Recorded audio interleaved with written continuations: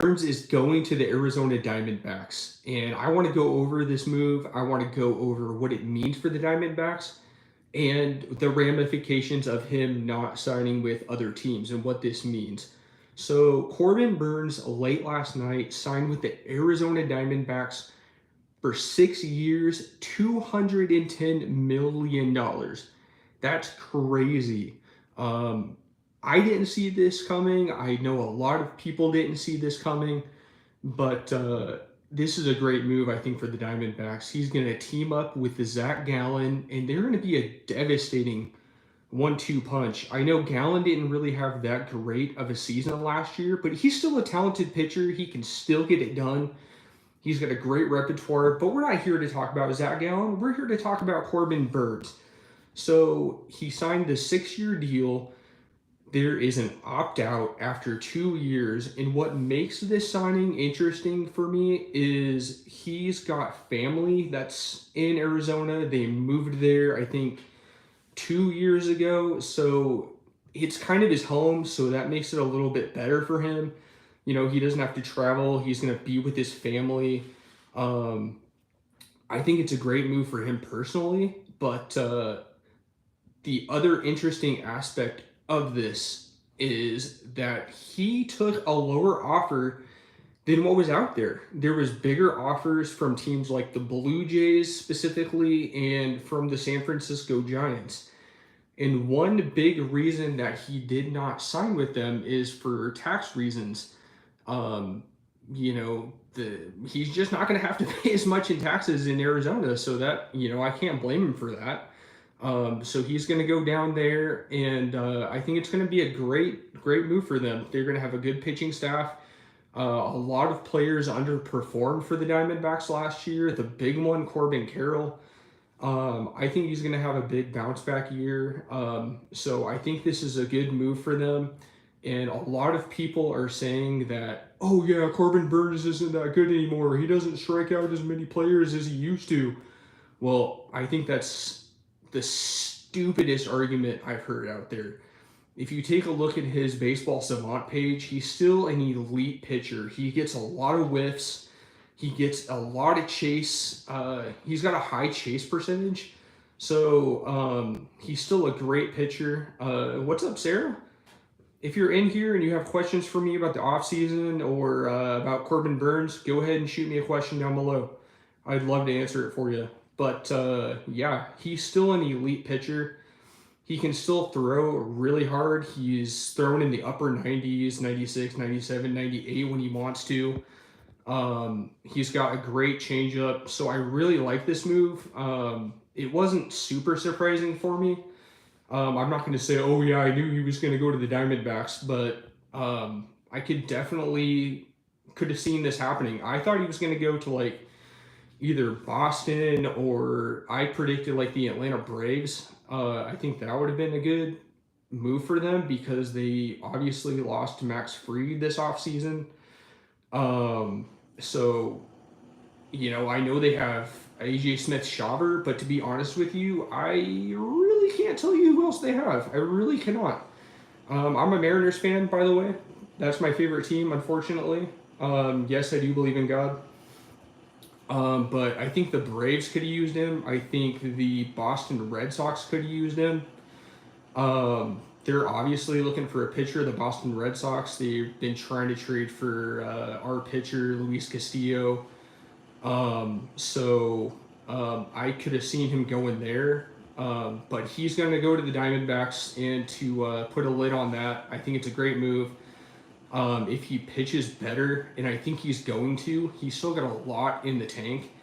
Like I said, he can opt out in 2 years, and I think he might do it. I think he's going to have a great season. I think he's going to have an ERA under 3 or just over 3. He's going to have over 200 strikeouts. That's just a given. He's got great swing and miss pitches. So that's what I think is going to happen. I think he's going to have a couple good years, and I think he's going to opt out. And he's going to be, I can't remember how old he is, but he's still going to be fairly young. So he could get another 4 or 5 year deal, maybe 6 years, maybe. But I think that's realistically what he's aiming for here, is to have a couple of really good seasons with him and then bank on getting that opt out and getting a huge contract and getting that bag. And I think he's worth it. So that's my thoughts on that. I love this deal, and I think it's going to be a great move. I think the Diamondbacks are going to be a dark horse team going into 2025. They just traded for Josh Naylor, I think is what his name is, from Cleveland. He's not, in my opinion, as good as a Christian Walker. I don't think he's nearly as good of a defensive player. But he's going to hit you 30, 35, maybe 40 home runs going into Chase Field. Chase Field is a great hitter's park. And then they've got Corbin Carroll. Corbin Carroll is one of my favorite players in all of baseball. He's a Washington guy. Go Corbin Carroll. I think he's going to have a huge bounce back year. He had that shoulder issue. And as you guys know, he was bad the first half of the year. He was bad. He was horrible. He wasn't hitting for power. His average was down, but if you look at his second half splits, he was way better. He was hitting for power. He had a higher average. His OPS was like in the 900s. So I like the Diamondbacks. They're going to be a really good team. So yeah, I love this move. Good move by the Diamondbacks. You got a great ace pitcher to go along with Zach Gallen. So I think that's great. So the ramifications of this is what I wanted to get into as well. Like I said, I thought he was going to go to like the Red Sox or the Atlanta Braves could have used him. The Yankees could have used him. So yeah, and the Baltimore Orioles. We can't forget about the Baltimore Orioles. He's obviously not there anymore. So they have a big hole in their rotation. I don't like this for them. They're also probably going to lose Anthony Santander.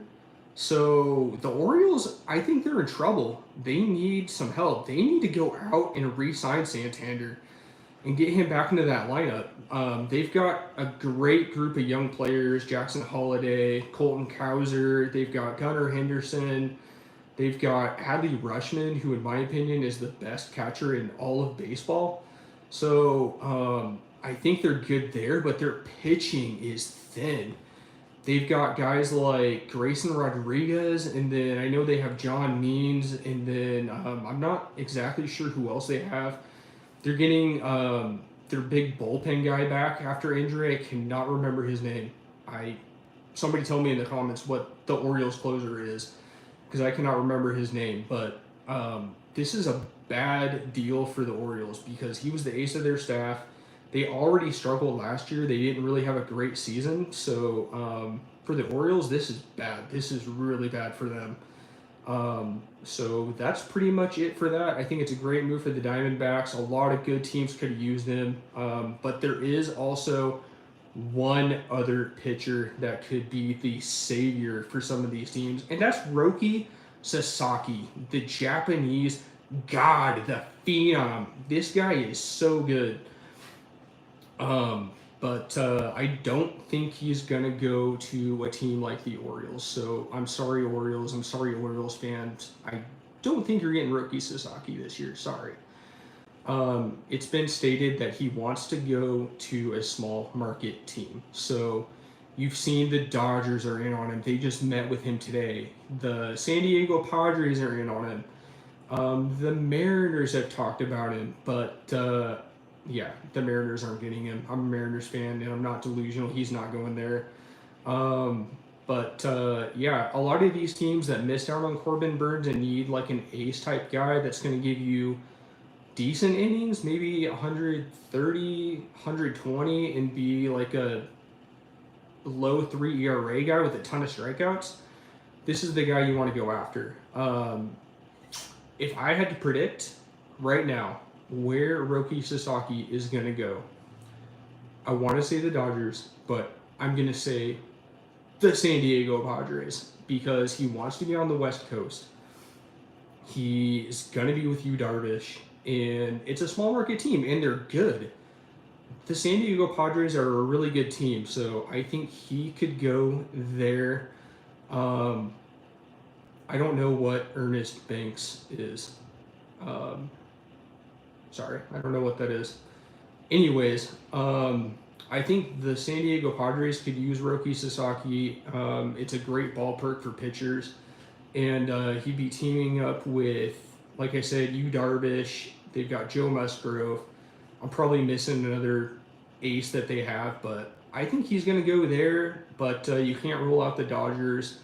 So I don't know. I think Roki is going to go to the San Diego Padres personally. And then the last point I wanted to talk about in the live stream, the real reason I wanted to do this was I'm a Mariners fan, and I kind of want to vent to you guys about them doing absolutely nothing. The Mariners have done nothing. Like, what the heck? Are you guys going to do anything?